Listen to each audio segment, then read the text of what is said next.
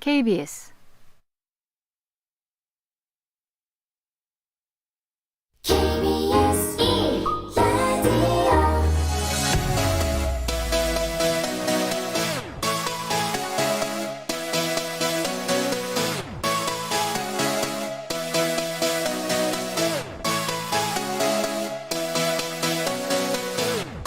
KBS 열린 토론.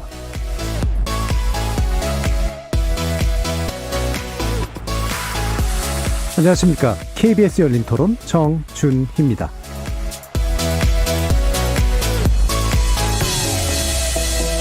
KBS 열린 토론, 오늘은 정치의 재구성으로 여러분을 만납니다. 서울시장 선거에 출마한 오세훈, 안철수 두 야권 후보가 단일화 방식에 최종 합의하면서 오늘부터 이틀간 여론조사가 진행되는데요. 양측은 이르면 내일, 늦어도 24일까지는 단일 후보를 결정하기로 했다고 합니다. 두 후보 간 막판 경쟁, 잠옷 치열해 보이는데요. 오세훈 후보의 내곡동 땅 셀프 보상 의혹을 언급한 안철수 후보는 자신이 무결점 후보라는 점을 강조하면서 후보 사태의 위험성이 없는 자신으로의 단일화를 압박한 셈인데요. 오세훈 후보, 걱정은 감사하지만 단일화의 도리는 아니라면서 불편한 심기를 드러냈습니다. 한편 더불어민주당 박영선 후보는 서울 25개구를 돌면서 각구에 맞춘 세부 공약을 제시하는 등 나름 정책 행보에 집중하고 있습니다. 오늘은 광진구, 중구를 찾아서 유치원 무상급식 공약을 발표, 학부모들의 표심 잡기에 나섰는데요. 보름여 앞으로 다가온 재보궐선거 이슈들 정치의 재구성 패널들의 눈으로 평가해 보겠습니다. 한국토지주택공사, LH 직원들의 신도시 투기 의혹을 조사할 특별검사 도입 관련된 논의가 국회에서 본격적으로 시작될 예정이죠. 특검의 수사 범위는 물론 추천 방식을 놓고 여야의 입장차가 커서 합의까지 이르기에는 넘어야 할 산이 많아 보입니다. 관련된 내용 2부에서 자세히 살펴보겠습니다. KBS 열린 토론은 여러분이 주인공입니다. 문자로 참여하실 분은 샵 9730으로 의견 남겨주십시오. 단문은 50원, 장문은 100원의 정보 이용료가 붙습니다. KBS 모바일 콩, 트위터 계정 KBS 오픈, 그리고 유튜브를 통해서도 무료로 참여하실 수 있습니다. 시민 논객 여러분의 날카로운 의견과 뜨거운 참여 기다리겠습니다. KBS 열린 토론 지금부터 출발합니다. 살아있습니다. 토론이 살아있습니다. 살아있는 토론, KBS 열린 토론. 토론은 라디오가 진짜입니다. 진짜 토론, KBS 열린 토론.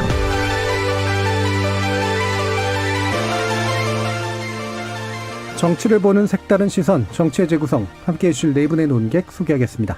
먼저 더불어민주당 장경태 의원 나오셨습니다. 안녕하세요. 장경태입니다. 이준석 전 국민의힘 최고위원 자리하셨습니다. 안녕하세요. 이준석입니다. 전 정의당 혁신위원이셨던 김준우 변호사 나오셨습니다. 안녕하세요. 김준우 변호사입니다. 자, 그리고 격주로 모시고 있습니다. 김성회 열린민주당 대변인 함께하셨습니다. 네, 안녕하세요. 김성회입니다. 자, 지금 야권 단일화 협상 자체는 일단 극적으로 타결됐고요. 아마도 이제 여론조사 결과에 따라서 오늘, 내일, 모레에 걸쳐가지고 그 윤곽이 명확하게 좀 드러나지 않을까 싶은데요. 일단 단일화 과정에서 보면 그 휴일 전에 서로 양보하겠다라는 그런 장면까지 연출되면서 막판까지 좀 상당히 좀 흥미로웠는데 이 부분 어떻게들 보시는지 네 분 또 간단히 의견 듣고 시작하죠. 이준석 최고위원님.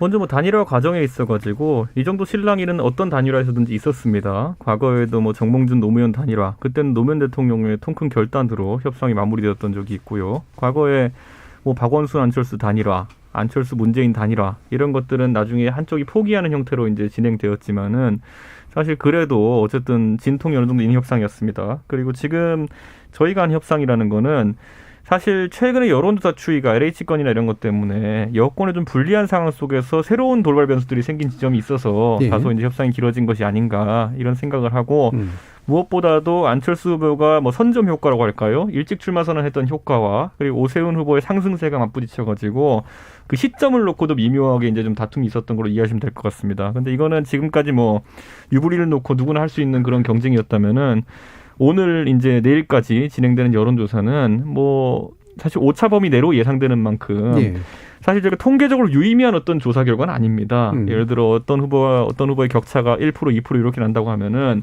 다 내일 돌리면 다른 결과가 나올 수 있다는 얘기거든요. 그렇기 때문에 만약 그렇게 박빙승부가 연출된다면은 두 후보 모두 그 뜻이 무엇인지를 잘 받들어야 된다. 네. 한쪽을 배제한 채로 선거에 나서 가지고는 좋은 결과를 낼 수 없다라는 것을 명심하고 선거에 이제 돌입한다면은 비록 단일화에 패한 후보에게도 아마 그 유권자들이 더 큰 박수를 보내지 않을까 저는 그런 생각을 합니다. 예, 오랜만에 굉장히 모범적인 발언을 해주셨습니다. 네. 자, 장경태 의원. 안철수 후보가 끌려다녔다고 봅니다. 그러니까 소위 무선 100% 같은 당연한 룰이죠. 당이 다른데 당원을 넣자고 주장한 것 자체가 어불성설인데요. 이런 부분을 좀 이 불필요하게 룰 협상을 좀 지지부진하게 가져가면서 안철수 후보가 좀 농락당한 측면이 있고요. 한편으로는 우리 이준석 최고께서 상황이라고까지 하면서 이 갈등의 극한 상황을 가는 걸 보면서 단일화가 될 수 있을까 이런 의구심도 있었는데 어찌되건 단일화가 됐습니다. 이 과정에서 아마 국민의당은 아마 뼈아픈 실책이었음을 저번 총선에서 비례대표 후보만 냈지 사실 지역구 후보를 안 낸 상황에서 선거를 치렀기 때문에 아마도 최소한 안철수 후보가 조금 더 중장기적으로 보면서 했으면 서울 지역만이라도 서울시장 진짜 출마할 생각이 있었다면 서울 지역만이라도 지역구 후보를 내서 좀 선거를 치렀어야 됐는데 사실 이제 비례대표 후보들만 해서 좀 떠다녔다. 예. 떠다닌 돛담배 신세였다라고 보고요. 아마 뭐 내일쯤이면 단일화 결과가 이르면 뭐 오늘 중에도 날 수도 있을 텐데 그 결과를 보시면 아실 것 같습니다. 자, 그러면 김성애 대변인 말씀 들어볼까요? 장경태 의원 얘기를 그대로 받아서 좀 더 드리면 지금 같은 경우 이제 안철수 후보로 단일화 되느냐, 뭐 오세훈 후보로 단일화 되느냐에 따라 되게 달라지게 생겼는데 전 정치는 어쨌거나 이 지역 조직이 되게 중요하다고 생각하거든요. 네. 뭐 지구당도 부활해야 된다는 법안도 등장하고 있고 이게 구태 정치로의 복귀 아니냐고 하는데 사실 이 지구당을 없앴던 거는 오세훈 변호사의 작품이었죠. 젊고 깨끗한 정치를 해야 된다라고 했던 그 시대의 컨텍스트에 맞는 얘기였지만 예. 이 지역의 민심을 받아서 정치를 해야 된다라는 21세기 요구에는 부합하지 못하는 형태의 정치였는데 제가 이 말씀 드리는 이유는 만약에 안철수 후보로 단일화됐을 경우에는 국민의힘의 지역위원회는 본인의 기호를 달 수가 없으니 움직일 수가 없고 국민의 당은 동네 조직이 없고 이런 언밸런스가 벌어지면서 단일화 효과 자체가 이제 기호를 정하기 전에 해놓고 기호를 하나로 통일해서 했어야 되는데 사실상 단일화 효과는 없고 그냥 이 오차범위 아니라고 말씀하셨는데 이과들이 다 아는 얘기입니다만 사실 누가 이겨도 의미가 없는 선거가 되는 것이 아닌가라는 점이 좀 굉장히 안타깝고요. 요거보다는 좀 더 일찍 정해졌으면 좋았겠다는 좀 아쉬움이 많이 듭니다. 예. 정말로 아쉬우신 건가요? 네. 알겠습니다. 어떤 점이 확실하게 아쉬우신 건가요? 말씀드렸던 대로 지역에 기반한 정치를 하고 민심을 받드는 형태로 간다고 예. 하면 여야가 붙였어야 그림이 맞는 그림이었겠죠. 예. 알겠습니다. 1번, 2번 이렇게. 예. 김준일 변호사님. 저야 알다시피 항상 단일화 얘기하면 결선 투표제 얘기를 좀 네, 많이 네. 하는 쪽이어서 이번에 좀 크게 아쉬워요. 요즘 보수적인 정치 패널 분들도 나오셔서 단일화와 관련된 사회적 비용의 낭비가 너무 크다라는 지적들을 많이들 하고 계신데 그렇죠. 언제 요 정치 풍토가 좀 바뀔 수 있을지 그게 좀 뭐 비관적이긴 하지만 다시 한번 그 얘기를 좀 짚고 싶고요. 두 단일화가 그래도 뭐 그 투표용지 상에서 어느 정도 의미 있게 변별력 있는 정도 데드라인까지는 지켜서 단일화가 됐으니까 보수 야권한테는 그래도 불행 중 다행이라고 생각하고요. 다만 마지막에 하도 접전이다 보니까 오늘도 안철수 후보 같은 경우는 상당히 좀 우양우하는 모습의 발언들을 좀 쏟아내고 있어서 그리고 이제 서로 좀 상처내기 주는 방식이어서 글쎄 뭐 민주당 쪽에서 웃고 있을지는 몰라도 이 형태가 그닥 이렇게 울림 있는 그 뭐 이렇게 씬을 만들어내지는 못한 것 같아서 그런 부분은 좀 아쉽습니다. 결과적으로 보면 저 사람이 도덕적으로 더 생채기가 많다. 내가 유동층에 좀 더 확장성이 많다. 이런 정도의 논란이고 어떤 서울시를 다시 만들어가겠다라는 비전과 관련된 얘기는 잡아 먹힌 셈이기 때문에 뭐 단일화라고 해서 나쁘다는 게 아니라 어떠한 형태의 화학적 결합을 만들어낸 단일화였냐에서 좀 물음표가 있어서 그 부분이 네. 좀 뭐 진보 보수는 항상 이런 문제가 생기긴 하지만 좀 많이 상당히 아쉬운 건 사실입니다. 예. 자, 이 부분 그럼 두 가지 좀 짚어볼 게 있는데요. 일단은 이제 단일화 효과가 날 것이냐라는 부분. 어쨌든 두 분 중에 한 분으로 결정은 될 거라고 이제 판단이 되고 그 효과가 이제 여러 가지 의미가 있을 텐데 아까 뭐 김성애 대변인님이나 이렇게 뭐 이렇게 지역 조직에 관련된 얘기도 해주시고 뭐 기호 얘기도 해주시고 그랬지만 지금 여론조사 이제 나오는 거 보면은 야권으로 많이 마음이 기울어져 있는 그런 모습으로 나타났을 때 결국 기다리는 건 그냥 야권 중에 누군가 하나 나왔으면 좋겠어라는 마음으로 그대로 떠안고 가는 그런 방식이 될지 아니면 뭔가 이렇게 다시 마음이 좀 찢어져가지고 이 구도가 다시 좀 바뀌게 될지 뭐 이 부분일 것 같거든요. 일단 김성희 대변인 어떻게 보세요? 전 구도가 당연히 바뀔 거라고 보는데 네. 지금 하는 여론조사를 보면서 물론 이걸 이제 들으신 청취자분들은 이렇게 돌아가는구나 생각을 하실 수 있겠지만 선수들은 그러지 않을 거라고 생각을 합니다. 이제 이 얘기 뭐냐 하면 여론조사는 두 가지가 있죠. 일단 단일화에서 누가 승리한다면 이라는 전제 조건부터 단일화 후보로 오세훈이 나온다면 이랑 박영선이랑 누구를 찍겠느냐. 이걸 이렇게 물어보는 게 하나가 있고 그리고 어제 오늘 했던 발표됐던 여론조사 결과들 보니까 그 뒤에는 이 소위 말하는 적합도랑 경쟁도에 대해서도 나오더라고요. 네. 그 얘기는 결국 전화를 받는 사람이 거기까지 대답을 다 끝내야 결론이 그 사람만 유효하게 인정이 되는데 즉 야권 단일화에 관심이 있고 야권 단일화에서 경쟁력과 이런 것들을 요인별로 다 적합도를 요인별로 교로해봐서 다 누르거나 대답을 한 사람들만 인정을 받으니 당연히 민주진영 지지자들은 중간에 나오면 이제 끊을 수밖에 없는 상황. 중도층이 듣기에는 하여튼 야권 단일화가 성공했구나. 그럼 그 사람 찍어야지. 이런 마음들이 이제 합쳐져서 나와 있는 결과라 실제 결과보다는 굉장히 왜곡된 형태일 수밖에 없다. 지금의 여론조사 결과들은. 그런데 거기에다 이제 단일화가 끝나고 나면 그 밴드웨건 효과까지 해서 앞으로 한 사나흘 정도 나오는 결과는 사실상 큰 의미가 없을 거라고 보고요. 그 뒤에 나오는 것들을 보아야 되기 때문에 결국 이런 것들이 이제 여론조사라고 막 크게 대서특필하는 자체가 대세론을 몰아가는 효과는 있겠지만 글쎄 언론이 좀 더 신중하게 접근을 했어야 되는 문제가 아닌가라고 생각을 해서요. 예를 들면 아주 담백하게 내일 서울시장 선거가 열린다면 누구를 찍으시겠습니까? 1번 더불어민주당 박영선, 2번 국민의힘 오세훈 이렇게만 물어보고 말았어야 되는 거죠. 그런데 지금의 같은 경우는 너무나도 조건이 많이 걸려 있어서 야권 단일화에 관심 있는 분들만 할 수 있는 여론조사였기 때문에 이 결과 자체에 신빙성 크게 두지 않는 것이 좀 적절하지 않겠나. 전반적으로 여론조사의 흐름에 대해서 좀 약간 밴드웨건 효과 같은 거라든가 대세론이라든가 이런 걸 만드는 쪽에 좀 더 가깝다라고 이제 판단을 하시는 것 같은데 김준우 변호사님 어떠세요? 저는 그래도 3자 필패로는 극복할 수 있으니까 예. 단일화가 어쨌든 당연히 보수 쪽 후보들에게는 승수 효과가 분명히 있다고 생각을 하고요. 그래서 물론 이제 1 더하기 1은 2는 되진 않겠지만 1 더하기 1을 했는데 뭐 1.8이나 1.7 정도는 한다면 그걸로도 충분히 의미가 있지 않을까 생각하고요. 오히려 보수 쪽에서 뼈아픈 게 있다면 중간중간에 안철수 대표가 뭐 이후에 입당을 하겠다, 뭐 차후에 뭐 합당을 하겠다, 뭐 이런 거 가지고 개정장 얘기가 많이 나왔잖아요. 그러면 내년 대선을 앞두고 보수 쪽의 정계 개편과 그림은 어떻게 될 것인가에 대한 그림까지 같이 호흡을 고르면서 갔어야 되는데 마지막에는 후보들 간에 혹은 정당들 간에 정치 세력 간에 생체 주기와 감정 싸움에 이골이 너무 사서 예. 오히려 더 큰 그림을 못 보고 앞에 있는 단기 승부에 너무 국민의힘과 국민의당이 집착하지 않았나 그런 부분이 좀 약간 자충수가 아닌가 싶습니다.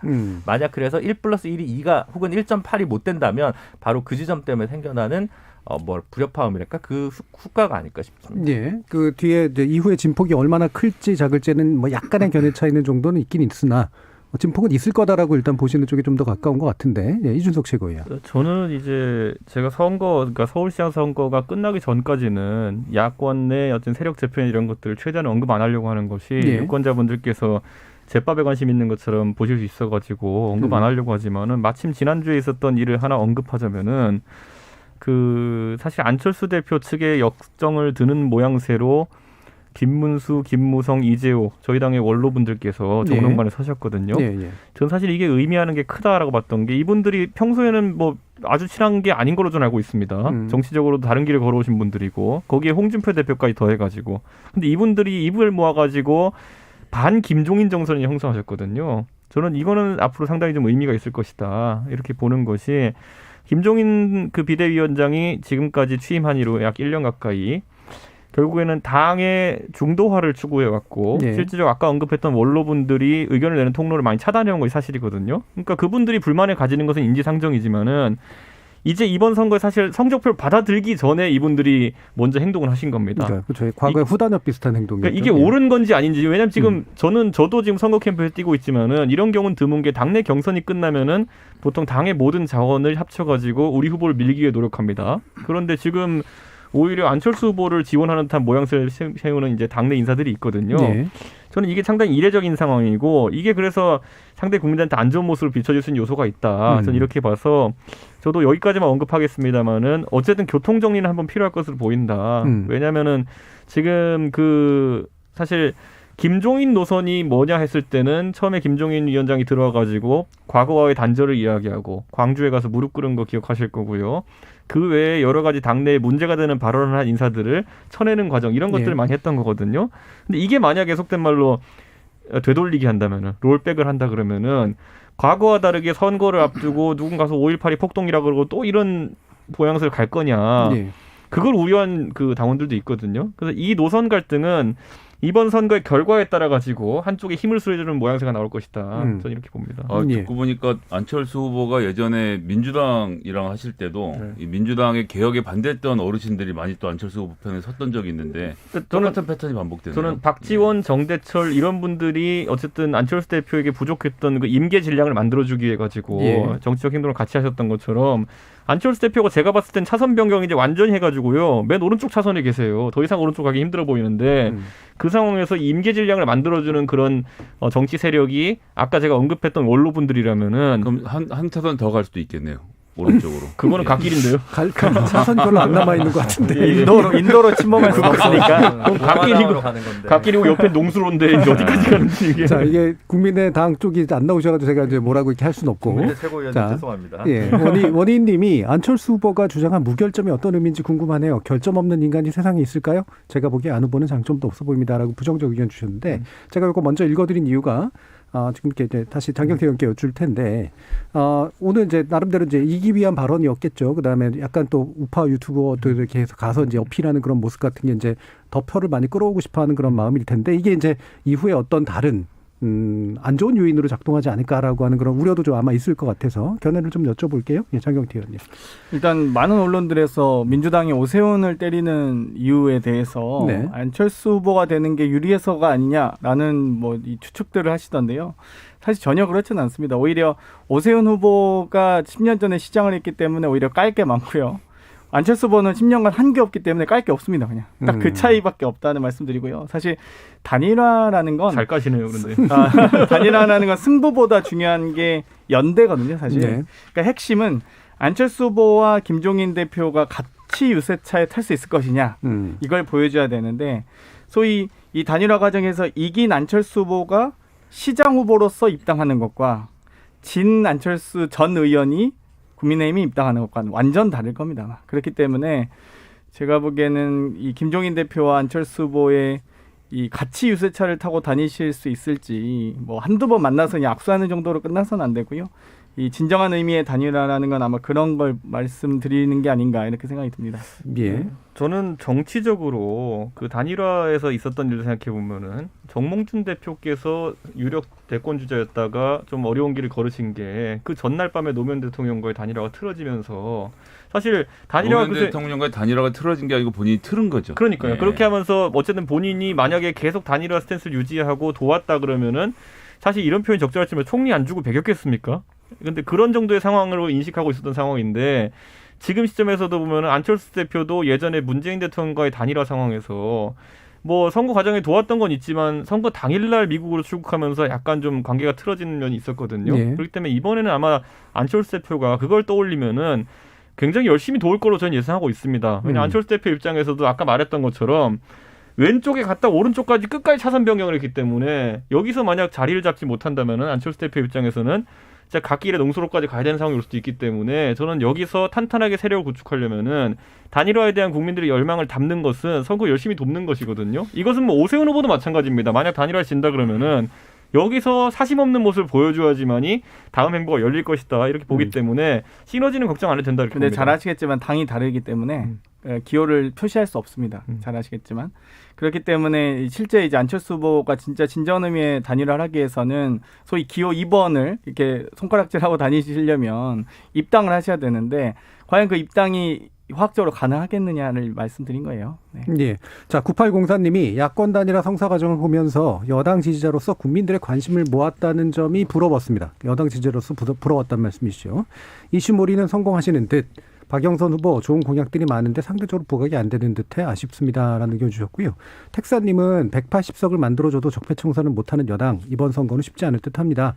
박영선 후보가 부족해서가 아니라 민주당 후보라는 점이 패착입니다라는 사뭇 비슷하면서도 다른 그런 의견을 주셨는데 박영선 후보 나름 열심히 하고는 있는데 지금 구별 어떤 맞춤형 공약까지도 좀 나오고 있잖아요. 나름대로 바닥 훑기도 가고 있고 분위기가 어떤지에 대해서는 나중에 장경태 의원 말씀 들어보고 지켜보시는 분들의 말씀부터 들어보겠습니다. 그래서 단일화의 과정에서 이제 끝까지 노력을 하셨던 열린우리당 관점을 먼저 좀 들어봐야 될 것 같아요. 일단 뭐 정책적으로도 그렇고 김진애 후보 같은 경우는 도시 전문가 아닙니까? 네. 예, 토론에서 저희가 일방적으로 깰 수 있다고 생각하고 시작했는데 붙어보니까 만만치 않았던 점이 네. 인상적이었고요. 지금 25개국 정책 이야기하는 것도 이런 거죠. 지금 서울시에 109명의 서울시의원이 있는데 6명이 그러니까 국민의힘 소속이고 그중에 3분이 강남구의 시의원만 3명 있고 나머지 전 24개 이 구에는 시의원이 한 명도 없어요, 지금.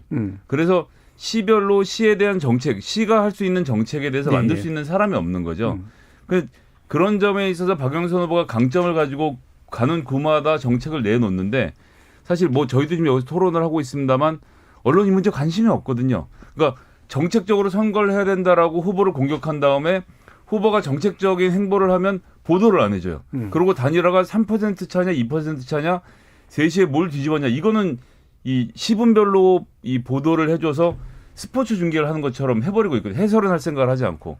저는 이거 언론의 책임이 크다고 생각하고 그래서 지금 박영선 후보가 이야기하고 있는 각 구별 정책 이런 것들이 의미가 있을 수밖에 없는 것은 이 101명의 민주당 서울시의원들이 만들어내고 있는 작품이라는 점에서 저는 박수를 좀 쳐주고 싶고 언론이 좀 이런 문제 지금보다는 좀 더 큰 관심을 가져주셨으면 좋겠다. 안철수 후보는 문재인 정부로 안 된다라는 서울시장인지는 알겠는데 그분이 생각하시는 서울시 오세훈 후보는 상대적으로 무슨 말씀하시는지 이해가 되는데 이런 서울시장 선거 정말 너무 안타깝습니다. 예, 김준우 변호사님. 선거의 3요소는 구도, 후보, 정책이고 그중에 제일 비중이 적은 건 언제나 정책이었기 때문에 이번 서울시장 선거에는 정책이 없는 것 같아서 하는 얘기입니다. 아니 뭐 그렇죠. 근데 정책으로 이제 구도와 구도를 역전시켜 낼 수 있는 건 이제 행정수도 이전 정도에 되는 이제 어마어마한 정책이 때 가능한 거라서 예, 지겠다는 거로. 그래서 이제 정책을 뭐 이제 어떻게 할 거냐도 고민을 많이 하셔야 되는 건 맞는데 오히려 지금 김성애 대변인 말씀하신 거를 뒤집어서 다른 각도로 오히려 소구하는 것도 방법인 것 같아요. 예를 들어 박영선 예. 후보가 110석의 서울시 의석 중에 102석인가를 민주당이 점유를 하고 있거든요. 그래서 야당이 지금 서울시장이 되면 서울시장이 멈춘다. 제대로 운영할 수 없다. 책임지고 1년 정도밖에 안 되는데 그럼 정말 허수아비 시장이 될 개연성이 높다. 차라리 이런 걸 가지고 적극적으로 여당 프리미엄을 발휘하는 방식으로 좀 물론 이제 이것도 굉장히 위험할 수 있습니다. 오만해 보일 수 있기 때문에 근데 어쨌든 제 말씀은 그냥 단순한 정책을 더 신박한 걸 내놓는다고 해서 설득이 되지 않고 현재 정권 심판 선거로 좀 가고 있는 구도를 전변시켜낼 수 있는 그 핵심 키워드가 낼 수 있는 어떤 형태의 정책을 창출해내지 못한다면 개별 정책이 아무리 아름다워도 그거는 늘 어려운 길을 가고 있는 게 정의당 같은 진보 정당이 항상 정책 선거를 20년째 하고 있는 것의 경험담이기도 하기 때문에 그런 고민을 좀 많이 하시면 좋겠고 같은 정책이라도 구도를 바꿀 수 예전에 무상급식, 무상의료, 무상교육과 같은 패러다임을 바꾸는 정책을 내놓지 못하는 한 좀 쉽지 않은 싸움이 될 것 같긴 합니다. 오세훈 시장 그 말씀하시니까 무상급식에 연결해서 그때 무상급식 때문에 사퇴를 했다고 사람들이 생각을 하는데 사실 이제 민주당 시의원들이 다수를 점유하고 있는 상태에서 시장 일을 못 해먹겠다는 생각이 저는 더 컸다고 보거든요. 그래서 지금 우려하시는 일들이 현실로 일어나지 않을까 걱정이 좀 많이 됩니다. 네, 뭐 현실은 그렇지만은 반대로 1년짜리이기 때문에 그때와는 다르게 그때는 4년 임기의 시장과 시의원들이었기에 시장이 할 수 있는 것이 사실 사퇴밖에 없었다 이렇게 되지만은 반대로 이번에 시장 같은 경우에는 당선되어서 만약에 민주당 시의원들이 합리적인 일에 반대를 한다 그러면은 오히려 시장이 호소를 할 수 있습니다. 내년에 꼭 이 시의원들 심판해 주십시오. 이렇게 나올 수 있기 때문에 구도는 다소 다를 것으로 보이고 또 시의원들도 좀 다른 생각을 하지 않을까 이런 생각을 하고요. 기본적으로 지금 민주당의 딜레마가 좀 있는 것 같습니다. 왜냐하면 박원순 시장이 물론 불미스러운 일로 시장직을 그만두긴 하셨지만은 3년 전에 무려 55%라는 득표율을 바탕으로 3자 구도에 당선되신 분입니다. 그러니까 박원순 시장의 정책에 대해 가지고 불신임이 있었다거나 이런 것은 또 아니었기 때문에 지금 선거를 치른 박영선 의원 입장에서는, 장관 입장에서는 박원순 시장을 부정해야 되는 것인가, 특히 정책적인 면에서 네. 아니면 새로운 길을 가야 되는 것이냐, 그 고민이 정책 속에 녹아 있는 게 저희 상대 당에서도 보입니다. 왜냐하면 대표적으로 재건축 문제에 대해 가지고 박 시장께서는 좀 유보적인 입장이셨는데 네. 박영선 후보의 입장을 보면은 35층 층고 제한에 대해 가지고 풀겠다는 의지가 좀 강한 편이고요. 그리고 강남 재건축에 대해서도 민주당 후보치고는 명시적으로 좀 굉장히 전향적인 입장을 보이고 계시거든요. 이게 어쨌든 박영선 후보는 좀 다른 길로 가고 싶어하는 모양새다. 근데 그렇기 때문에 어쩌면 이게 더 정책 선거가 되기 어려운 측면이 있는 것 같기도 합니다. 왜냐하면은 저희 후보들과 그 재건축이나 아니면 부동산에 대한 공약들이 많이 수렴해 가고 있어요. 그래가지고 뭐 정의당 후보가 없는 것도 한몫하겠지만은 굉장히 박영선 후보가 중도 진영으로 치고 올리는 모양새가 강하기 때문에 이건 정작 선거가 벌어졌을 때 선거는 어느 때나 좀 굳이 말하자면 51% 지점을 차지하는 고지전이 될 수도 있는데 이건 저희가 정책을 하면서 좀 약간 당황스러운 부분이 합니다. 차별화할 수 있는 공약 내용이 많이 없습니다. 박영선 후보의 지금 공약과 봤을 때. 자, 이건 제가 한 말씀만 꼭 드리고 싶은데 민주당도 아니면서 자꾸 민주당 얘기를 하니까 좀 이상하긴 한데 이 말씀을 꼭 하나 드리고 싶은 게 그러니까 이명박, 오세훈 그리고 뉴타운으로 이 대표되는 난개발 서울이 너무나도 큰 고통을 받았고 그 고통에 지쳐있고 출구를 알 수 없을 때 박원순 시장이 나타나서 10년 동안 서울 시민의 마음을 다독인 거거든요. 이제 그런 과정에서 개발이라는 주제를 꺼내기 어려웠던 게 사실이고 박원순도 한 사람의 정치인으로서 본인이 갖고 있던 브랜드를 틀어버리기가 쉽지 않은 상황이었기 때문에 재개발에 대한 이야기를 못했던 것이고 어쨌든 서울에는 랜드마크도 필요하고 부동산 소위 말하는 이 주택 공급 정책도 필요하고 개발할 수 있는 지역은 개발해야 되는데 전 시대별로 시대적 흐름이 있고 이명박, 오세훈으로 다쳤던 서울시를 박원순 시장이 치유했다고 하면 이제 다시 한번 개발에 대한 이야기를 꺼낼 수 있는 것이 집권 여당으로서의 마음가짐이었기 때문에 박영선 후보가 그런 얘기를 들고 나는 건 굉장히 자연스럽다고 생각합니다. 그래서 제가 말씀드리는 게 어떤 앞에 설수식을 붙이더라도 저희 부동산 공약이랑 크게 다를 게 없는 것들을 들고 나왔고 하다못해 더 세게 더 강하게 있잖아요. 토지 임대부 주택 같은 경우에는 이거 굳이 따지면 대한민국에서 처음 시도했던 사람이 MB입니다. 그러니까 이거 어디서 지금 저희가 차별점을 찾아야 될지가 약간 모호합니다. 새 정당의 나름의 이제 그 관전평을 얘기를 하면 모으면 한쪽은 나름 정책 괜찮은데 언론이 제대로 좀 주목을 안 해준다라는 견해도 있으시고요.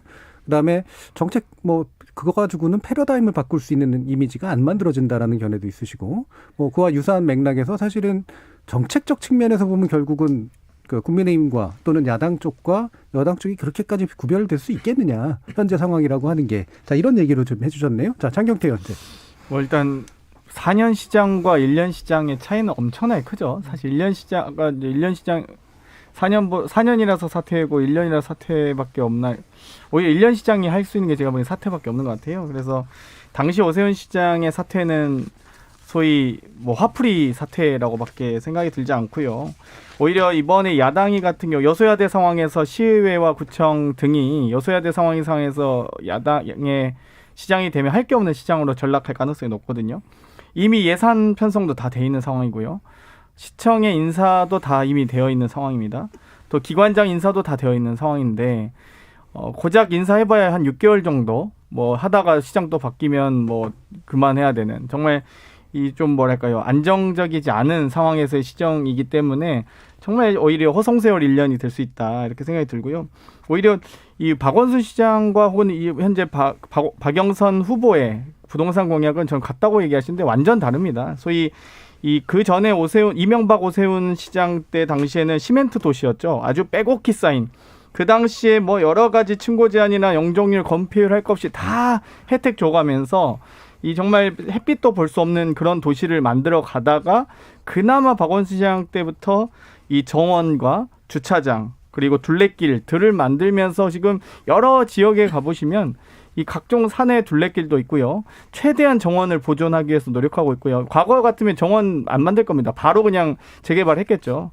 그리고 하나하나 정말 주차장이라도 서로 이 주택 간, 지역 주민 간의 어떤 이 갈등이 최소화할 수 있도록 그런 것들을 세심하게 신경 쓴 시장이었기 때문에 저는 분명히 이런 이 디테일로 들어가면 엄청난 차이가 날 것이라고 보고 앞으로 본격적 선거 국면에 가서는 그 정책적 차이가 더 크게 전 드러날 거라고 봅니다. 자, 장 의원님, 저희가 재건축 단지 전수조사하고 있는데 어느 단지 가보면 그렇게 정원이 잘 돼 있고 둘레길 잘 돼 있습니까? 저희는 정원 보존하려고 엄청 노력하고 어느 있어요. 단지요? 사실. 서울에 근데 있어요? 정말 그런 게? 쉽지 않아서 그렇죠. 그리고 네. 정원 밑에 저희 지하주차장 산업이 아마 조사해 보시면 아시겠지만 많이 돼 있습니다. 각구 가보시면. 예. 자, 8271님이 안철수 후보가 박영선 후보에게 도쿄에 집 가진 아줌마라고 비하했다가 자신은 집 없는 아저씨라고 했습니다. 신고한 자산 규모 한 1,500억이 넘는 자산가에게 서민들이 듣고 싶은 말은 아니네요. 그리고 박영선 후보의 집이 문제면 확실한 이유로 그것만 문제되게 하면 되는데 아줌마라는 표현 쓰신 거 사과하셔야 될 것 같아요라는 아니, 의견을 주셨어요. 예. 자, 표준 국어 대사전에 보면 아줌마는 아주머니를 낮추어 부르는 말이고요.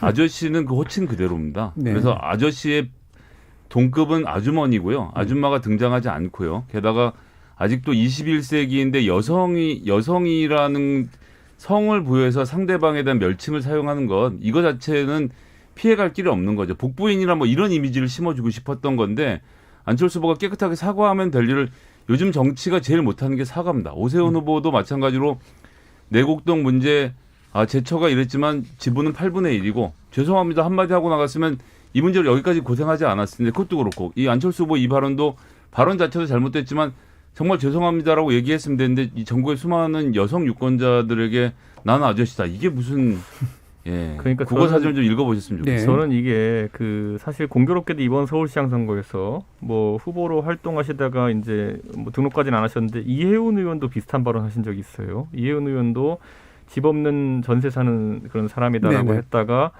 공격을 받았던 적이 있는데 이혜훈 의원의 등록 재산보다 안철수 후보 같은 경우에는 한 40배 가까이 많은 걸로 30, 40배 정도 많은 네. 걸로 알고 있는데 비슷한 맥락의 말인데 저는 사실 이것을 그런 어떤 전례가 있음에도 불구하고 가볍게 했다는 게 좀 이해가 가지 않고 다만 이제 저희 지역구다 보니까 그 전세주택이 3억 5천 정도 되는 그리 비싸지 않은 전세주택이라는 건 알려졌는데 저는 그렇다고 해도 집 없는 진짜 전세 사는 서민들의 마음과 재산이 1,000억대가 넘는데 집 없는 전세 사는 분들의 마음이 좀 다를 수가 있지 않나라는 그런 생각을 하면서 굳이 하지 않아도 될 말씀을 하셨다 이런 생각이 듭니다. 저는. 자, 지금 이제 보면 그래서 마침 말씀이 나왔기 때문에 지금 각 이제 부산하고 서울하고 이제 각 후보자들 가운데 이제 지금 현재 이른바 이제 공세가 좀 집중되고 있는 부분들이 몇 개 좀 나오죠. 이제 오세훈 후보 같은 경우는 이제 내곡동에 관련된 문제고요. 지금 이제 그 박형준 후보 같은 경우에는 NCT와 이제 홍대 관련된 이제 부정 입학 혐의에 관련된 거고요. 그 다음에 박영선 후보 같은 경우는 사실 이게 이제 공세의 아주 대표적인 형태는 아니지만 이준석 후보도 후보랜다. 이준석 뭐 나름대로 페북에서 한 얘기도 있고 해서 이제 결국 부동산으로 좀 묶으려고 하는 이제 그런 식의 것이 있고요. 안철수 후보는 자기 스스로가 약간 이제 어프로치하는 이제 그런 식의 어떤 형태였던 것 같고 그래서 이렇게 이제 나름대로 좀 유력 후보들 가운데 서울과 부산에서 이렇게 진행되고 있는 몇 가지 검증의 내용이랄까 이런 부분에서 뭐가 가장 진짜 실제 선거에서 문제가 될 거다라고 보시는지에 대한 의견을 한번 여쭤볼게요. 이번에는 김준우 변호사님 한번 말씀해보죠. 나쁘게 얘기하면 대세에 영향을 안 줄 수도 있다고 생각을 합니다. 그렇게 말할 수 있을 것 같았어요. 구도가 예전에 2007년 대선 때 박근혜 후보와 이명박 후보가 각축을 벌일 때 열린우리당 쪽에서는 BBK가 있기 때문에 이명박 후보가 올라오면 부패 혐의로 격추시킬 수 있을 것이다. 우리가 이긴다. 오히려 박근혜 후보가 무섭다라는 분석을 하신 분들도 계셨는데 결과는 그렇지 않았거든요. 그러니까 이게 뭐 엄청난 비리가 있었는지 없었는지 알 수는 없지만 이 짧은 기간 동안 특별히 더 큰 게 나오지 않는 한 현재 주요한 부동산 이슈와 관련돼서 예를 들어 민주당이나 국민의힘이나 다 책임져야 하는 기득권 세력이다라는 프레임은 가능하겠지만 어쨌든 현재 LH 사태나 여러 가지 문제로 민주당도 어느 정도의 무게와 짐을 지고 있는 상황에서 그거는 짐을 약간 덜 수 있을 뿐 승부의 균형추를 바꿀 수 있는 결정적인 토픽이나 의제가 되기는 좀 어렵지 않을까 이렇게 생각하고요. 그와는 별도로 오세훈 후보 같은 경우 그 해명 과정이 굉장히 석연치 않고 이렇게 좀 품 넓게 사과하는 모습을 제대로 보여주지 못한 채 몇 가지 기억에 뭐 본인은 착오였다고는 합니다만 그 부분이 좀 몇 번 이미 천만 서울시정을 책임졌던 정치인다운 메시지 관리는 분명히 아니었던 것 같습니다. 이게 뭐 예.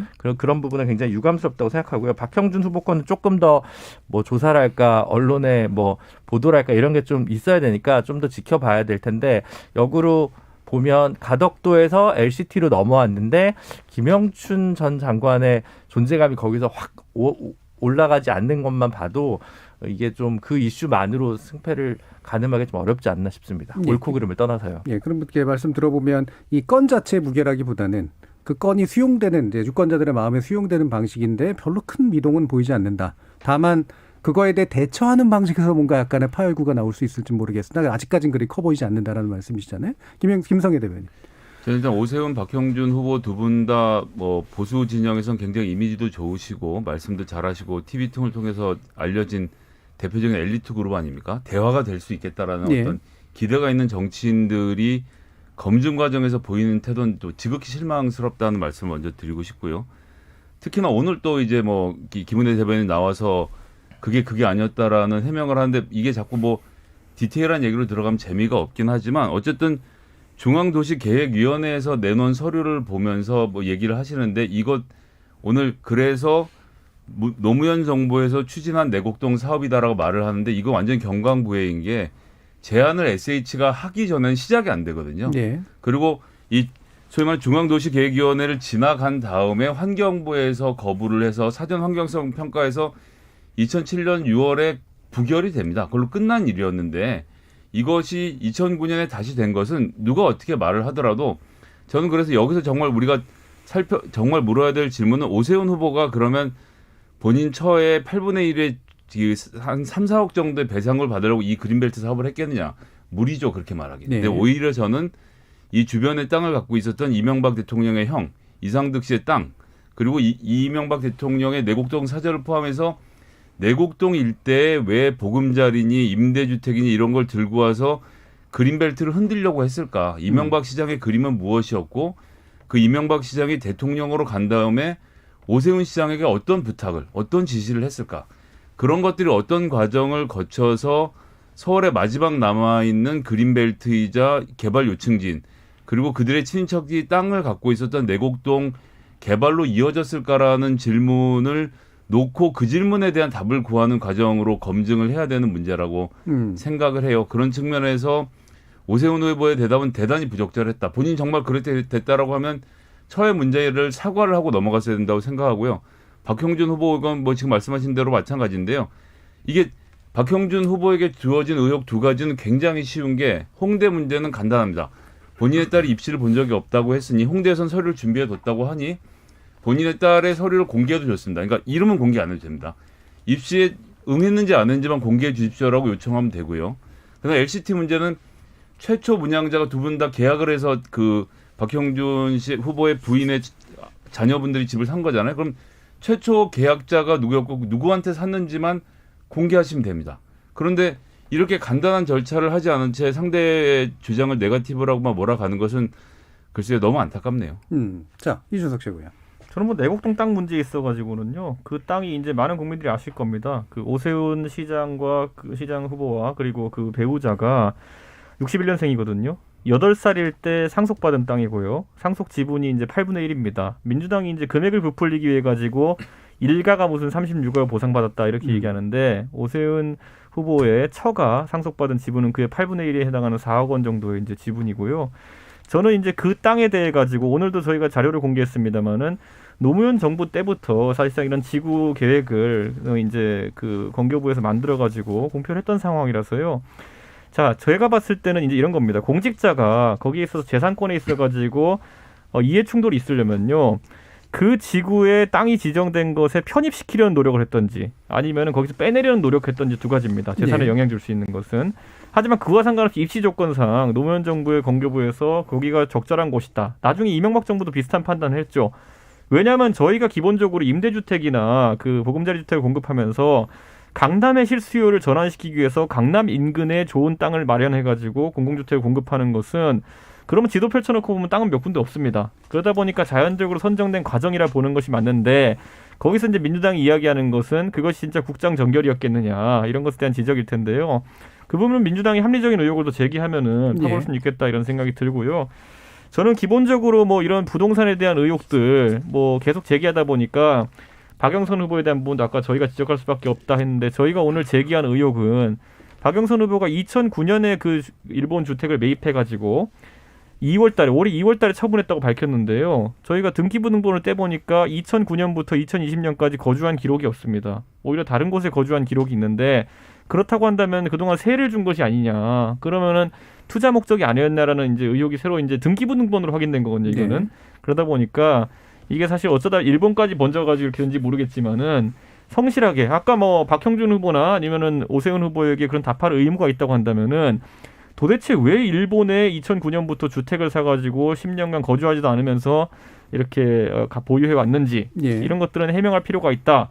거기에 덧붙여가지고 그 공직자 재산 신고한 거 보시니까 일본 항공 주식 이런 걸 왜 사시는지. 그러니까 저는 참 이게 사실 치졸해지려면 이렇게 되는 겁니다. 좀스럽고 민망하게. 예. 그런데 어쨌든 남에게 답을 요구한다면 본인도 답해야 될 겁니다. 예. 자, 이 부분 뭐 다들 뭐 나름대로 어쨌든 다 답을 하는 것이 필요하다라고 이제 얘기가 될 것 같은데 이건 개인적인 궁금증이긴 해요. 이게 내곡동 땅이 좋다고 생각해서 다 사둔 걸까? 아니면 왜 이렇게 유명한 분들의 이름이 거기에 많이 몰려 있을까? 이제 오 이런 후보는 것들. 내곡동 예. 땅은 상속받은 거 외에 구입한 건 한 건도 없으니까요. 예. 투기의 목적은 아니라는 것은 명확합니다. 그러니까 예를 들면 이제 그 이명박 전 대통령이나 이제 이상득 씨나 이제 이런 분들이 이제 유명한 분들 그 안에 많잖아요. 그래서 이건 내곡동 땅이 훌륭합니까? 아니면 뭔가 다른 게 있는 걸까? 이런 궁금증들은 확실히 있더라고요. 네. 강남의 전선이 확대되어 내려가면서 서울의 범위가 넓어질 때마다 그 지역을 투자를 한 거죠. 그렇죠. 네.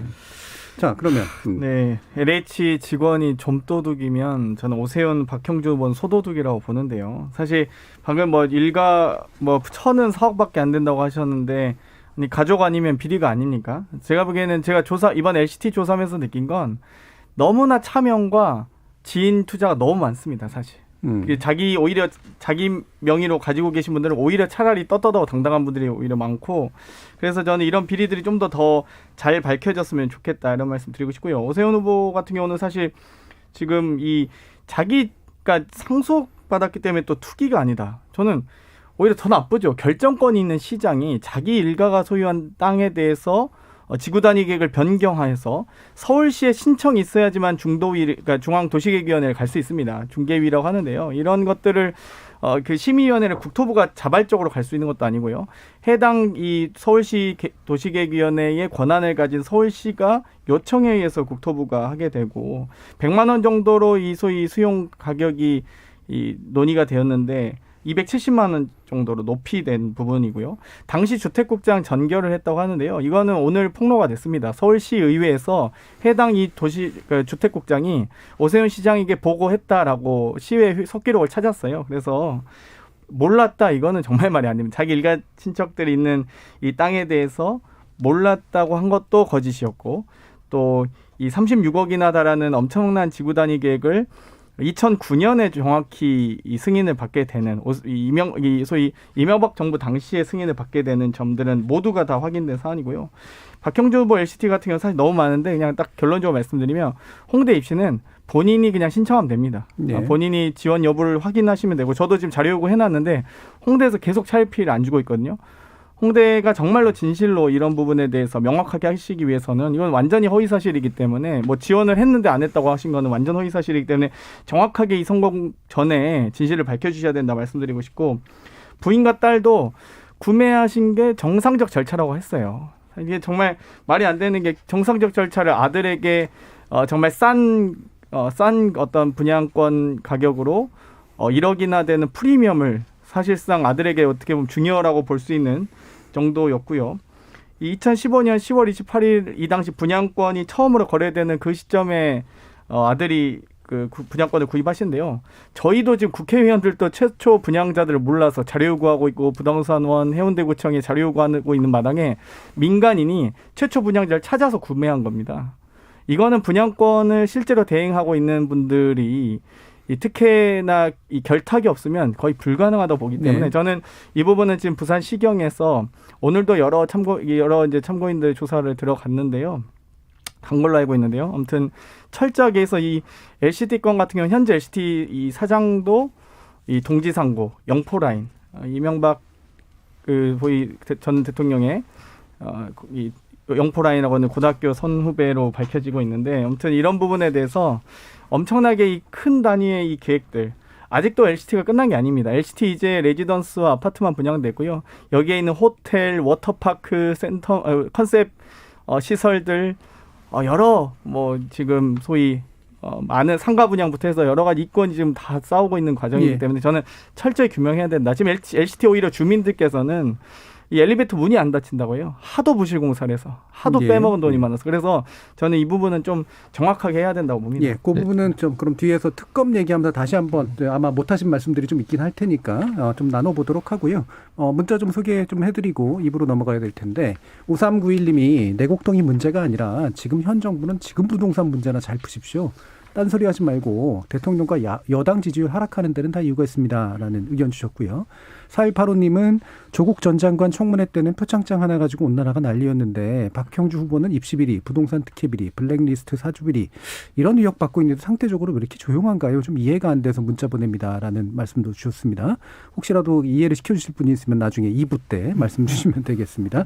자, 그러면 지금까지 일단은 지금 서울과 부산시장 재보궐선거에 관련된 몇 가지 쟁점들 좀 알아봤고요. 2부에서 특검 관련 얘기하면서 혹시라도 못 나누신 말씀 있으면 더 나눠보도록 하겠습니다.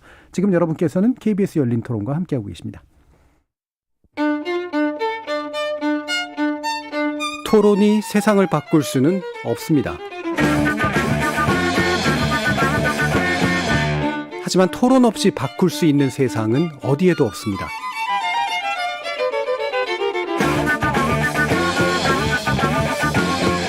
세상의 선한 변화를 갈망하는 당신.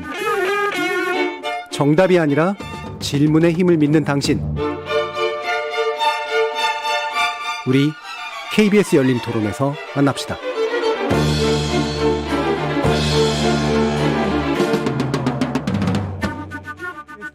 KBS 열린 토론 올해 코너 정치의 재구성 함께하고 있습니다. 김성회 열린민주당 대변인, 전 정의당 혁신연진이신 김진우 변호사, 이준석 전 국민의힘 최고위원, 그리고 장경태 더불어민주당 의원 이렇게 네 분과 함께하고 있는데요. 특검 문제 얘기하기 전에 이거 끝날 때 또 얘기하면 못할 것 같아가지고 간단하게 두 분 말씀 좀 드릴 기회 드리고 하나 시작하도록 하겠습니다. 일단 지난주 하려다가 못했던 얘기인데 정의당 선거를 참여를 하시지 않으니까 자유롭긴 합니다만 당대표 선거에 대해 주목들이 확실히 좀 떨어지죠. 지금 여영국 전 의원께서 이제 새로운 당대표로 아마 단독으로 이제 나오신 것 같은데 그 부분 관련해서 좀 얘기해 주시죠. 네, 정의당이 생각보다는 좀 일찍 비대위 체제를 종료하고 당대표 선거에 결합을 했는데요. 전직 의원들 중심으로 처음에 이제 이야기들이 좀 많이 나왔던 것 같습니다. 이정미 전 대표, 예. 박원석 전 의원, 윤소아 전 의원, 그리고 이제 여영국 전 의원 이제 네 분 정도가 얘기가 많이 나오다가 지금 쇄신과 혁신을 굉장히 필요로 하는 당인데 아마 지금 치열하게 논쟁 속에서 그 당대표 선거를 치르기에는 당의 기초 체력이 좀 약해졌다고 예. 생각을 한 것 같아요. 그래서 좀 통합적 리더십을 구축할 수 있는 방식으로 단선으로 결국 정리가 돼서 이제 선거를 하게 된 거고요. 여영국 전 의원 같은 경우는 노회찬 의원 사후에 이제 창원에서 1년 임기의 보궐선거에서 당선이 돼서 아직까지는 국민분들한테 좀 낯섭니다만 그렇죠. 경남에서는 도의원을 이제 재선을 했던 분이어서 나름 뭐 창원에서는 잘 알려진 분인데 뭐 개파나 이런 문제에서는 당연히 좀 자유로우신 편이고 노동조합 활동을 하다가 이제 정치권으로 진보정당 운동을 이제 시작하신 분이어서 다만 이제 중앙 정치에서는 상대적 경험이 었기 때문에 좀 그런 부분들이 한계가 있을 수도 있겠습니다만 어쨌든 다시 처음 시작하는 마음으로 정의당은 새 출발해야 되기 때문에 뭐 무리 없이 좀 순항하지 않을까. 근데 지금 정의당 어떻게 보면 좀 무리를 해야 되는 상황이라서 예. 어떤 방식으로 지금 내년 대선과 특히 이제 정의당 같은 거 사실 실질적으로는 지방선거에 더 초점을 줄 텐데 그때까지 어떤 전략을 마련할까지가 되게 중요한 것 같고요. 다만 개인적으로는 이번에 뭐 다들 별 관심은 없으시겠지만 여영국 신임 당 대표가 내일까지 이제 투표입니다만 단선이기 때문에 기본소득에 대해서 좀 전향적인 얘기를 했는데 사실 전통적으로 진보정당은 아직 기본소득에 그렇죠. 관해서는 좀 찬반이 나뉘거든요. 그래서 그에 관해서도 사실은 강령 쇄신 수준의 고민이나 내부 논쟁이 결국 내적으로라도 좀 올 하반기에 결국 불거지지 않을까 이런 생각이 좀 많이 들어서 그런 게 뭐 앞으로 좀 과제일 것 같습니다. 새로운 정의당의 먹거리가 될 수 있는 정책과 강령을 혁신하고 업데이트하는 거. 영국 전 의원 같은 경우에 그 보궐선거 당선되시고 나서 저 열린 토론에서 코너 하나에서 이제 신규 의원으로 초선 의원들끼리의 어떤 이야기 나눌 때 뵀는데 그 뒤로 또 다시 못 뵈가지고 아마 이제 좀 있으면 신임은 당대표로 또 아마 뵈실 날이 있지 않을까 싶네요. 자, 그리고 열린민주당은 이제 그 김진애 의원께서 의원직을 내던지시는 모습을 보이시면서 나름대로 희생적으로 이제 임하셨잖아요. 다음 차기 순위가 김의겸 전 청와대 대변인이죠. 지금 어떻게 진행되고 있습니까? 일단 사표를 내서 본인은 그만둔 상태인데 국회 사무처 처리가 안 됐고요. 그것이 24일에 이제 본회의 표결을 통해서 결정될 예정인데 의사국에 물어봤더니 내일이나 돼야 정해질 거라고. 그러니까 투표한 날짜를 저희가 정하는 게 아니고 의사국이 의장님하고 정하는 문제라서 예상을 그렇게 하고 있습니다. 그래서 일단 사표 처리가 먼저 되어야 하고요. 선관위에서 번호순, 그러니까 뭐 김의겸 후보에게 가겠죠. 요청을 하고 뭐 이제 바로 승계가 되는 것이 아니라 등록의 기간을 거쳐서 하루 이틀 정도 시간이 걸려서 들어오게 될 것으로 좀 생각을 하고 있습니다. 제가 김진애 후보는 서울시장 선거를 과정에서 이제 뭐 역사적으로 전례가 없는 일을 하셔서 국회에서도 굉장히 당황을 해서 절차상의 준비를 하는데 좀 시간이 걸렸다라고 알고 있고요. 뭐 정치력적인 이제 미상을 획득한 것과 이제 국회의원 이룬 것이 이제 어떤 효과를 보일지는 좀 봐야 알겠고, 김의겸 전 청와대 대변인 같은 경우 이제 들어오시면 언론개혁 관련돼서 이야기를 하실 생각을 좀 차분하게 준비를 하고 있고요. 최강욱 의원도 징벌적 손해배상 포함해서 법안을 내놨는데 뭐 전문가가 계셔서 제가 긴 말씀 안 드리겠습니다만 그런 법안 한두 개로 될 문제는 아니라고 생각을 저희도 하고 있거든요.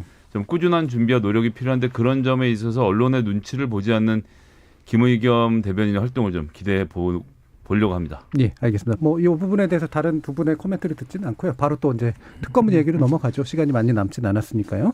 아까 이제 장경태 의원께서 이제 NCT 문제 같은 경우에는 특검 대상에 반드시 좀 포함시켜야 된다. 파도 비리다. 뭐 이런 얘기를 해주셨는데 대상 그다음에 뭐 범위뿐만이 아니라 수사 범위 관련된 것도 좀 있고, 그다음에 기간, 그다음에 추천 방식, 뭐 여러 가지 이제 지금 견해들이 좀 충돌을 하고 있잖아요.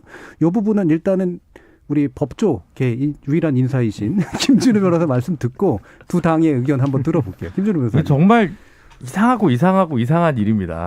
2017년 대선 직전에 민주당이랑 그때 자유한국당인가요? 자유한국당이랑 그때 국민의당이랑 바른미래당이 4당이 대선 이후에 LCT 특검을 하겠다고 합의를 합니다. 그리고는 안 해요. 그 적폐청산 시즌에 안 해요.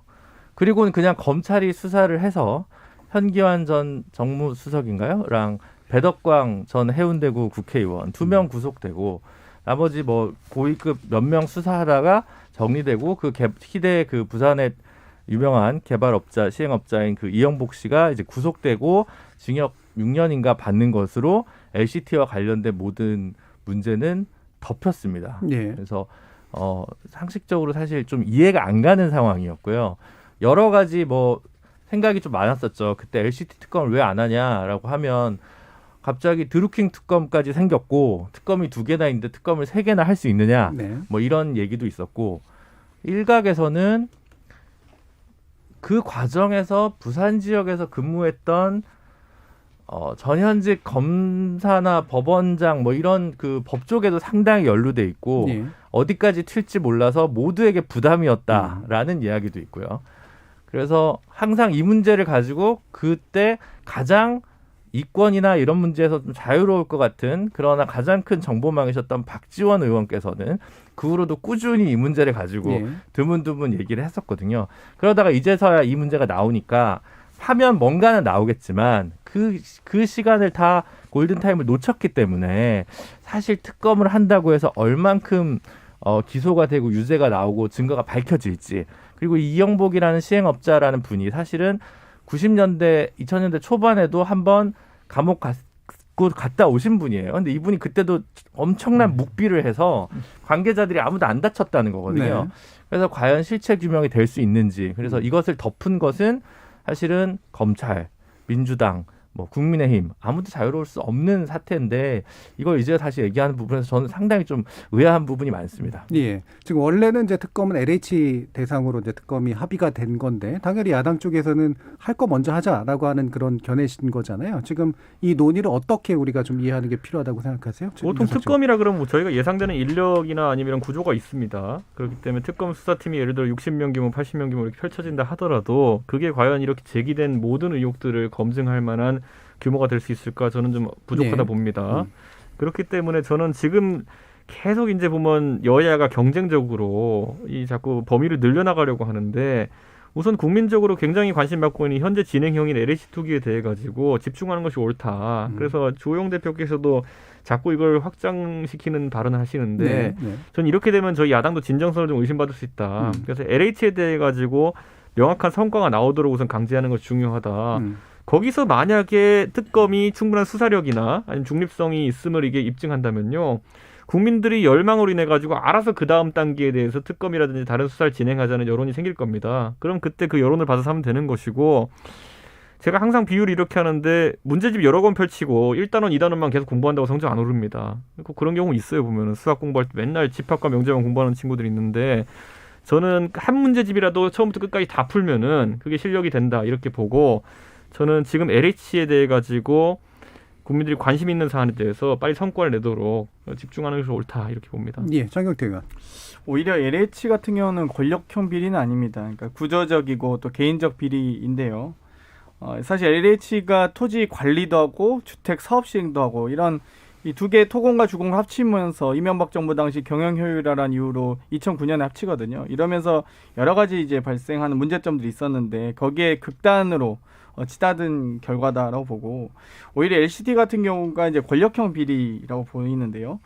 이 시의회에서부터 부산시의회에서부터 도시계획 변경에 대한 제안을 하고 또 구청, 시청 등이 또 결합돼서 결국엔 현기현 정무수석까지 청와대 정무수석까지 구속되고 형벌을 받는 그런 권력형 비리에 대한 특검이 좀 필요하다라고 보고요. 오히려 저는 LH 같은 경우는 이 특수본 수사 결과와 크게 다를 건 없다고 봅니다. 그러니까 이미 특수본에서도 공정위와 금감원이나 경찰, 뭐 국가수사본부 등이 지금 모여서 국세청 등이 모여서 다 조사를 했기 때문에 이 웬만해선 LH 직원들이 뭐 특단의 뭐 이 권력을 가지고 뭐 작전을 해서 이렇게 한 그런 비리는 아니거든요. 그냥 내부 정보가 있는 과정에서 본인이 실제 그 직무상 알게 된 정보, 그러니까 자기의 직무기 때문에 거기에 대해서 뭐 이 본인이나 뭐 일가의 명의로 투자한 경우이기 때문에 특수본의 결과와 특검의 결과는 큰 차이가 없을 것이다라고 보지만 LCT 같은 경우는 아마 특검이 작동하면 어마어마한 결과와 이 국민들께서 아마 충격을 받으시지 않을까. 저도 사실 지금 이게 허위사실 공표나 상대후보 비방으로 걸릴까 말씀 못 드리는 정보들이 대단히 많거든요. 근데 이 자료 요구를 하면 자료도 잘 안 나오고 제가 하나하나 이 부인과 딸에 대한 부분들 또 원 가지고 있던 아들이 분양권 구매하는 과정들이 이 분양권 거래 내역도 공개가 안 되고 1443세대 등기 등본을 모두 다 분석해서 겨우겨우 얻어낸 결과였거든요. 그렇기 때문에 이런 것들이 좀 투명하게 공개됐으면 좋겠다. 저희 더불어민주당 같은 경우는 그래서 진성준 의원님께서 이제 발의했던 부동산 거래 분석 같은 거 필요하다고 얘기하는 거거든요. 그러니까 1,000만 원의 금융거래도 금융감독원에서 금융거래 분석원에서 다 분석을 합니다. 근데 수십억의 돈이 왔다 갔다 하는 이 부동산은 대한민국 전체 자산의 75%나 이르는데도 전혀 이 거래가 투명하지 않거든요. 그렇기 때문에 저는 앞으로 좀 이런 부분을 저희가 LH를 계기로 또 한 번 더 환골탈퇴했으면 좋겠고요. 또 LCT를 계기로 더 이상 이 권력형 부동산 게이트는 없었으면 좋겠다. 내곡동 게이트, LCT 게이트 이런 것들 없어져야 됩니다. 예, 사실 특검이라는 게 특검법을 통해서 이제 뭐 합의를 통해서 만들어야 되는 거기 때문에 특검이 필요한 이유는 뭔가 이제 정치적인 어떤 거라든가 정파의 어떤 이해관계가 투입될 수 있다든가 아니면 권력형 말 그대로 비리라든가 아니면 기존의 이제 수사 쪽이 뭔가 스스로가 이해 당사자가 돼서 미진해가지고 분명히 국민적으로 동의를 받거나 설득하기 되게 어려울 거다. 그 수사 결과에 대해서 뭐 이런 것들이 작동을 하는 거잖아요. 그러면 이제 뭐 LH 문제부터 해서 이제 기타의 문제까지 이걸 하나로 좀 묶어가지고 이제 특검이 될 수 있을지, 특검의 필요에 대해서 얘기할 수 있을지, 어떤 논의로 그걸 얘기할 수 있는 건지에 대해서 아마 또 더 의견을 들어봐야 될 것 같은데요. 김상혜 대변인부터 말씀드리죠. 일단 전 특검 잘 안 될 것 같아요. 네. 특검이 최근에 생긴 문제 중에 하나가 특검을 하고 있으면 변호사를 겸직을 못합니다. 월급이 너무 적어져요. 싸주죠. 예. 추진한 사람이 없습니다. 음. 근데 우리가 국가수사본부를 만들지 않았습니까? 국가수사본부가 할 수 있습니다. 일단 두 가지 나눠보면 LH 관련돼서는 뭐 국회의원 정치인 전수조사 얘기하는데 그건 나중에 해도 되고요. 지금 급한 것은 등기부등본이 있기 때문에 3기 신도시 전 지역, 세종시 4대강 관련 지역 이렇게만 꼽아서 등기부등본만 국세청 직원들이 하루 이틀만 확인하게 해도 그 혐의 대상자가 금방 특정이 되기 때문에 이 수사 자체가 어렵지 않다라고 보여지고요. LCT 같은 경우는 검찰이 증거를 다 갖고 있습니다. 소위 말하는 100명이 넘는 특혜 명단도 검찰의 증거 목록에 들어 있었는데 하드에 들어 있었는데 검찰이 못 봤다라고 거짓말하고 있다고 저는 생각하거든요. 그렇기 때문에 LCT 관련돼서 이미 다 압수는 되어 있고 다만 검찰이 선배 검사와 선배 장관들을 막아주기 위해서 불기소 처분했다라는 의심이 상당한 만큼 국가수사본부가 해당 자료를 가져다가 원래 분양자가 누구였는지만 확인하는 작업만 해도 충분히 전 많은 부분을 찾아낼 수 있다고 생각해서 특검은 나중에 하더라도 지금 국가수사본부가 어제 독립적으로 처음 해보는 일이니까 이 두 가지에 대해서는 좀 이 조직의 명운을 걸고 열심히 띄워줬으면 좋겠다는 생각입니다. 오히려 이제 특검이 제대로 될 가능성이 별로 없다라고 보시는 것도 그런 데다가요. 이제 네. 검경 수사권 분리 얘기도 나오는데 국가수사본부에 힘을 실어주는 것이 이 조직 개편의 시류에 맞죠.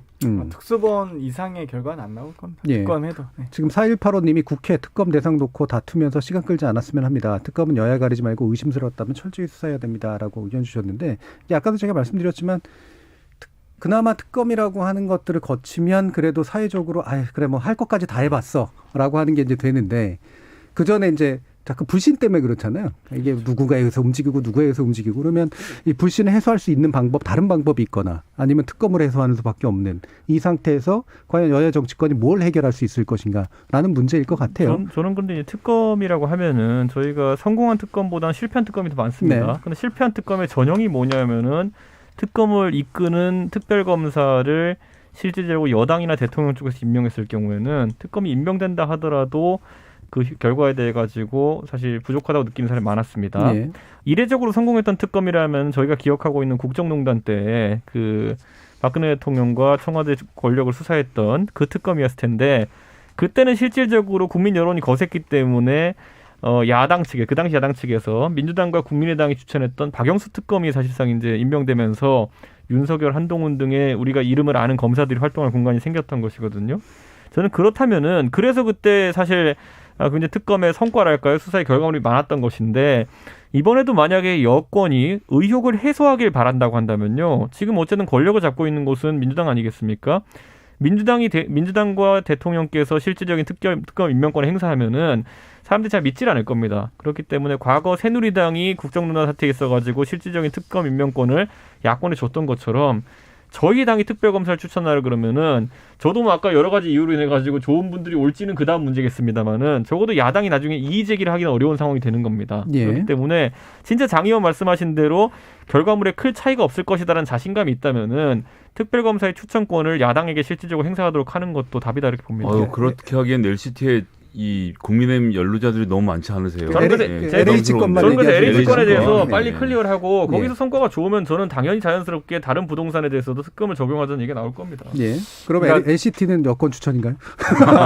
아니, 근데 저는 우리 이준석 최고가 바른미래당에 계셨기 때문에 네. 좀 이렇게 소위 전 당적을 무시하진 않으실 거라 생각했는데 그 당시 야당에 준 게 아니었죠. 교섭단체가 3개였습니다. 그 당시에. 그리고 이 여소여대 상황이었고요. 원내 일당은 더불어민주당이었습니다. 그 당시 일당과 3당이 교섭단체 3개 중에 2곳이 합의해서 박영수 특검이 출범한 것이지 뭐 야당에 줬다 이건 좀 아닌 것 같고요. 바른미래당이 분명히 3당이었기 때문에. 예. 사실 LH 같은 경우는 저는 아무튼 방금도 말씀드렸지만 특수본 이상의 결과가 나오긴 어렵다. 그러니까 소위 지금 현재 3기 신도시 지역이 4,900만 제곱킬로미터에 26만 호입니다. 제가 26,000호만 돼도 한번 밤새서 한 달 내내 밤새서라도 한번 해보고 싶었는데 도저히 엄두가 안 나더라고요. 근데 아마 이제 특검이 이제 좀 이 수사권을 저희는 이제 국회는 조사권밖에 없지만 수사권을 가지고 하면은 좀 더 빠르게 속도를 낼 수 있다라는 기대는 하지만 사실 특수본도 수사권을 가지고 했거든요. 소위 자기 명의로 절대 가지고 있을 가능성이 없고요. 그러면 친인척 관계, 지인 관계, 친구 관계, 뭐 학교 졸업 뭐 여부부터 해서 다 털어야 될 텐데 그게 쉽지 않습니다. 그래서 그걸 특정하는 게 쉽지 않다. 아마 제대로 된 조사하려면 정말 26만 호를 등기부등본을 전수조사해서 그 사람들의 이 인맥 관계까지 다 해야 될 텐데 제가 보기엔 그건 어렵다고 보고요. 오히려 앞으로 이런 일벌백계를 통해서 LH 사태가 더 이상 나지 않게 함과 동시에 LCT, 내곡동 이런 부분들 권력형 비리만큼은 앞으로 절대는 안 된다. 공직자라면 자기 땅에 대해서는 더욱더 해야 되고 자기에게 특혜로 보여질 수 있는 그 어떠한 어떤 이 행위도 매우 극도로 조심해야 된다는 그런 사회적 문화가 생기는 게 더욱더 중요하다고 봅니다. 예. 자, 그러면 장 김진우 의원이 근데 제가 저걸 조사하는데 26만 원 이런 얘기하면서 굉장히 그냥 공부 열심히 하는 학생의 자세로 이제 조사를 하고 있는 것 같은데. 저는 국토위원이니까 업무보고를 받습니다. 그러니까 열심히 조사하고 있는 것 같은데 저는 이제 여기서 윤석열 선생님이 하신 말씀을 학생이 좀 들었으면 좋겠는 게 돈 되는 땅부터 살펴보는 것이 중요하다. 수사의 예. 원칙대로 가면 됩니다. 알겠습니다. 자, 김준우 변호사님 특검 하라 그러면 하실 거예요? 저는 방송을 더 사랑했죠. 수사 잘하는 사람 해야죠. 네. 특검을 지금 하려면 저는 그런 생각이 드는데 그 기소 수사가 한꺼번에 있는 권한을 주는 거잖아요. 예. 특검에게 이제 그런 예외적이어야 되니까 1차적으로 검찰에게 1차 수사권이 부여된 경우의 사건에 대해서 특검을 하는 게 맞다고 생각하거든요. 아니면 1차 수사권을 가진 기관의 정치적 중립성이나 자정 능력이 의심될 때라는 문제인데 지금 경찰에서 차린 국수본 합수본에서 그에 해당하는 건 아니기 때문에 LH건을 굳이 특검을 할 이유는 없다고 생각합니다. 오히려 특검을 할 거면 LCT가 왜냐하면 이거는 1차 수사권도 검찰에게 있는 고위공직자 비리 부분이 일부 있고요. 물론 이제 공수처가 있지만 공수처는 아직 검사들이 지난주 토요일에 면접을 본 걸로 알고 있어요. 그래서 아직 출범하기엔 시간이 좀 필요하고. 본인은 아니시죠? 네, 저는 아닙니다. 그리고 이제 그 다음에 이제 기존 검찰 출신들이 상당히 의혹이 제기된 분들이 많아요. 그렇기 때문에 역시 검찰을 그대로 신뢰할 수 없다는 점 하기 때문에 만약에 특검을 굳이 해야 된다면 LH가 아니라 LCT가 대상이어야 되는데 이게 이미 어쨌든 아까 말씀드렸다시피 상당 기간 좀 시간이 지나가지고 뭔가 좀 잡기가 사실은 그 지금 우리 장경태 의원이 말씀해주신 그러니까 지금 분양에 있어서 프리미엄 정도의 혜택을 본 분들 그런 분들 고위공직자나 고위공직자 출신 분들은 잡아낼 수가 있을 겁니다. 네. 근데 사실 LCT의 핵심은 이 인허가를 누가 해줬으며 이 투자이민제와 관련된 불편부당함은 없었는지 그리고 그 포스코 건설과의 특수한 관계라든가 이걸 조성하는 과정에서의 비리가 몸통인데 그 부분을 잡기가 어려울 거고 오히려 그 뭐랄까요 좀 부대적인 이익을 향유한 분들만 잡는 수준에서 그칠 개연성이 커서 그 부분이 대단히 안타깝다는 얘기입니다. 그러면 추천 방식에 대해서는 어떻게 생각하세요? 추천 방식은 LH 같은 경우는 뭐 야당이 해도 상관없죠.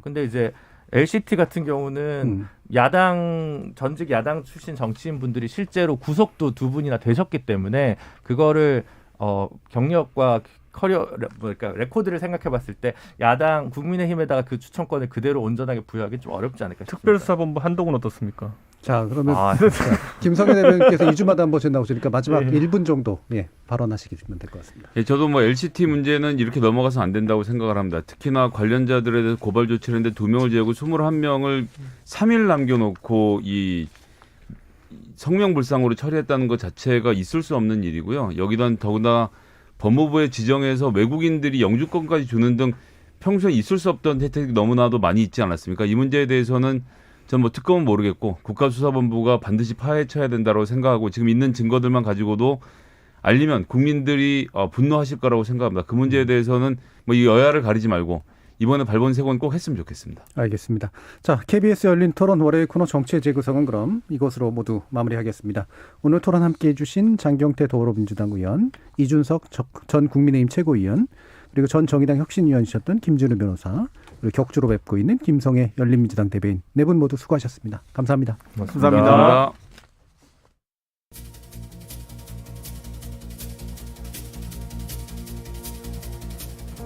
정책, 인물, 정당, 선거에서 유권자의 표심을 좌우하는 세 가지 요소로 지목되죠. 그런데 이번 재보궐선거는 이들 세 요소들 사이의 결합이 적어도 아직까지는 그렇게 뚜렷해 보이지는 않습니다. 물론 정치라는 게 교과서적으로만 진행되는 것도 아니고 유권자들은 나름의 방식으로 합리적 선택을 할 거라고 믿습니다. 하지만 기성 정치권은 이른바 선거판을 움직이는 정치공학에만 유난히 더 몰두하는 것 같아서 좀 씁쓸합니다. 한 평범한 유권자로서의 개인적 견해를 조심스럽게 밝히자면 저의 표심을 마음대로 조정할 수 있다고 생각하는 태도, 쉽게 말해 제 한 표를 우습게 한 듯한 모습이 저를 투표장으로 이끌더군요. 여러분은 어떠신가요? 저는 내일 저녁 7시 20분에 다시 찾아뵙겠습니다. 지금까지 KBS 열린 토론 정준이었습니다.